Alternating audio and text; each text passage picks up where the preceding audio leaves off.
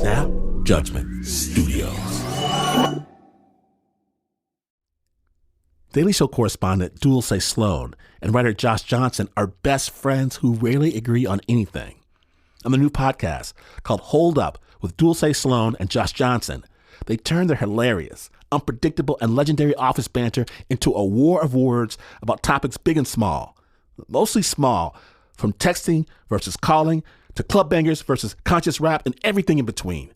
Listen to Hold Up with Dulce Sloan and Josh Johnson from The Daily Show every Thursday on the iHeartRadio app, Apple Podcasts, or wherever you get your podcasts.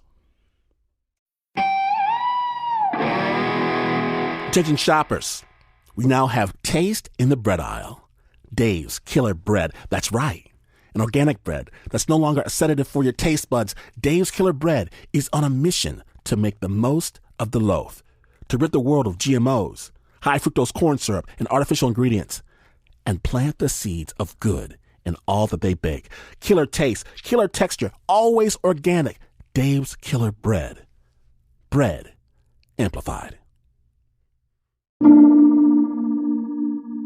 Do you know what is amazing?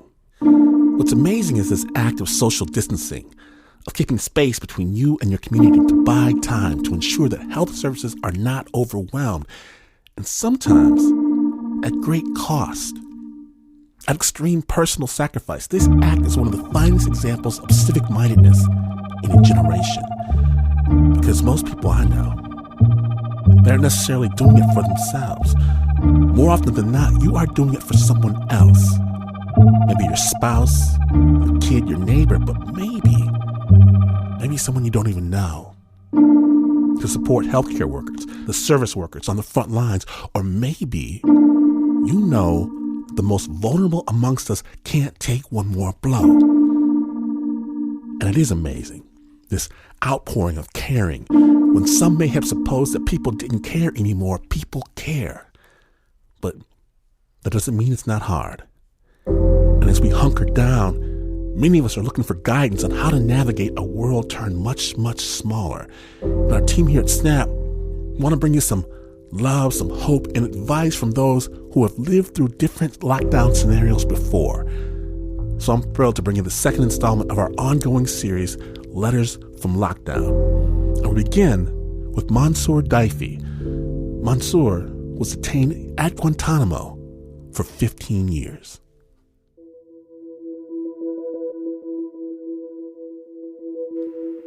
I am Mansour Daifi from Yemen. I was detained at Guantánamo. Everything there at Guantánamo was designed to break you. We live in iron box, 2 meters in 2 meters. I think I will share my screen with you, so I kind of would like to show you, because here, can you see? In the photo here, it's 1 meter wide, okay? You have the bright light in this side, see?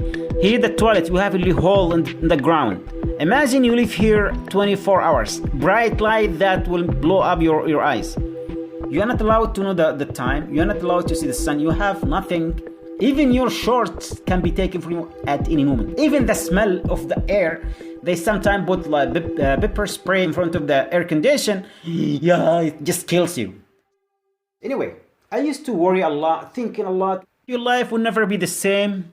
It's going to damage you mentally, psychologically, blah, blah, blah. You will live here. You wouldn't be able to get any kids. People have all kind of fears.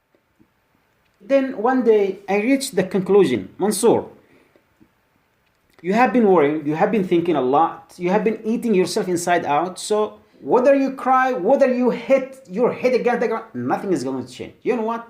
You have a choice not to do. Like in Guantánamo, we managed not to take things seriously at all. We developed a sense of humor there. It was so common among the detainees. Even in the worst situation, like you just try to make fun of each other. It's hard and difficult, but you have to make it look, look funny.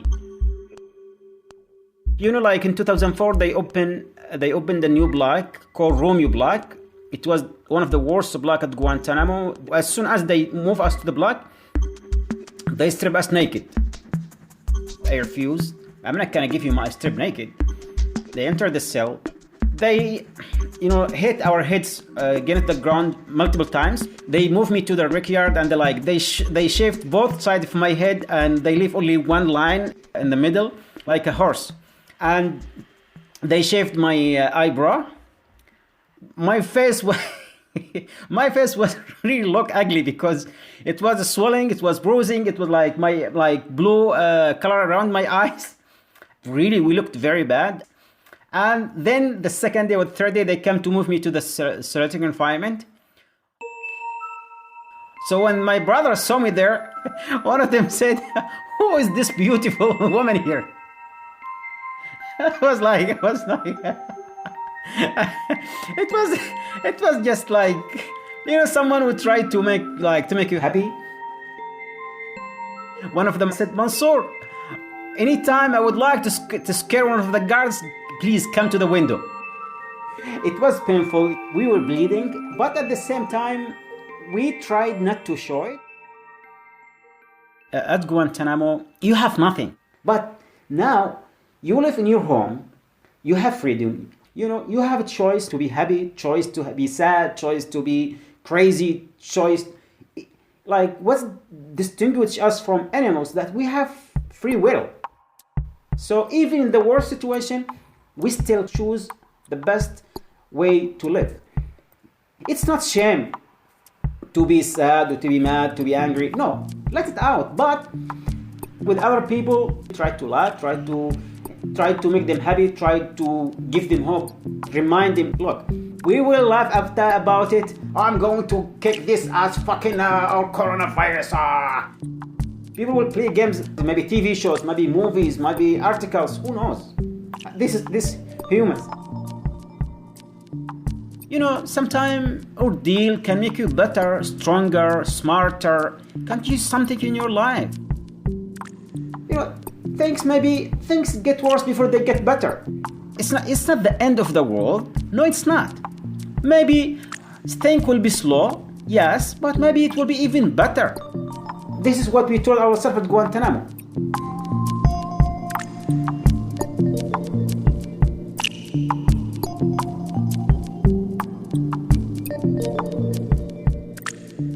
You heard them, folks. Tell the funnies.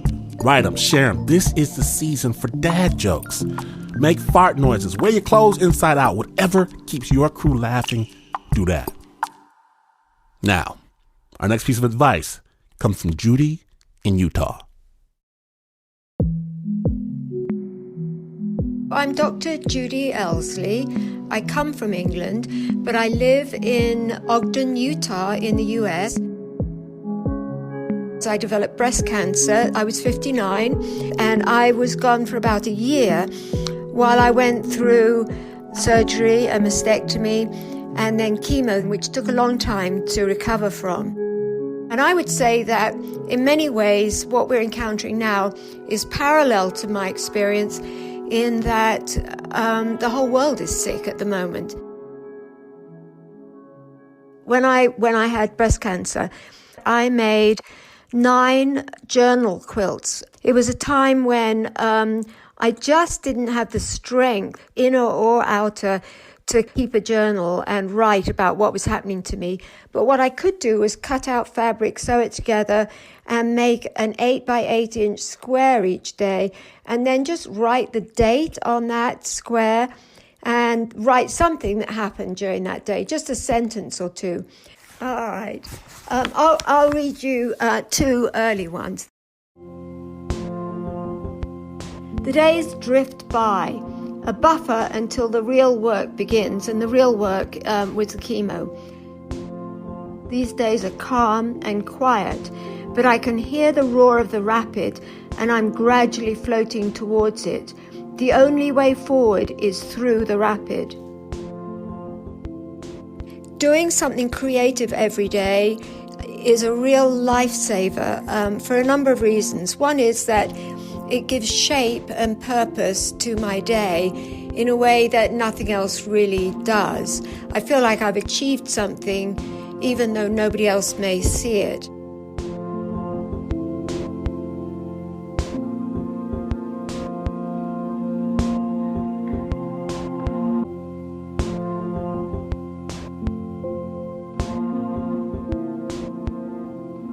Snappers, I'm in my kitchen right now, learning how to grow hydroponic onions. At least, that's what I tell the kids they are. There is so much to do inside.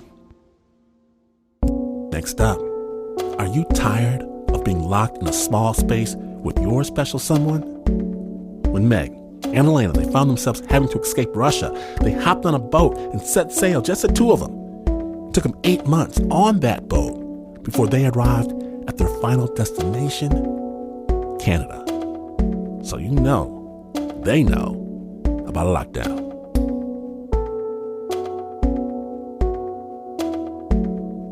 Hi, my name is Yelena, and I'm Russian. And my name is Meg, and I am Canadian. I think we are good people to talk to about this, because indeed, we spent many months in the confined space of the small sailboat. We spent 10 months on the high seas without the right to land. All we had was each other and the boat. The first night we started out, we really didn't know how to sail. And we had left a country we could never go back to. And I had to come to grips with something because I was going to fall apart. That was the biggest problem right there, was the isolation, knowing that I was quite literally trapped and didn't have any place to turn. At that point in time, I had to sort of stand back and just put things one step in front of the other.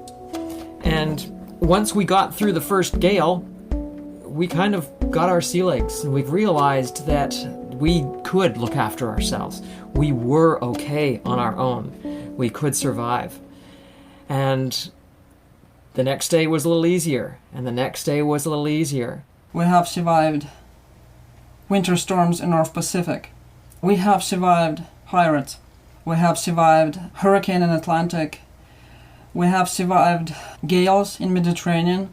We have survived days and days and days of isolation and uncertainty. Extreme isolation was one of the first things to get used to.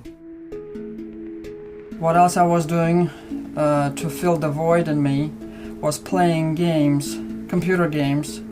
So the game I liked very much was Sims, because I could do things that I couldn't do in the middle of the ocean, like invite friends or watch television. And the ironic thing is that what I liked the most is preparing food, because there were appliances there, and all the sounds were real. All the sounds were the sounds of human life on land. It allowed me to be distracted from reality, from my fears, and it allowed me to put together two amazing worlds. I survived this uncertainty because I know that there is nothing else, that this life is it. I have to make every single day count.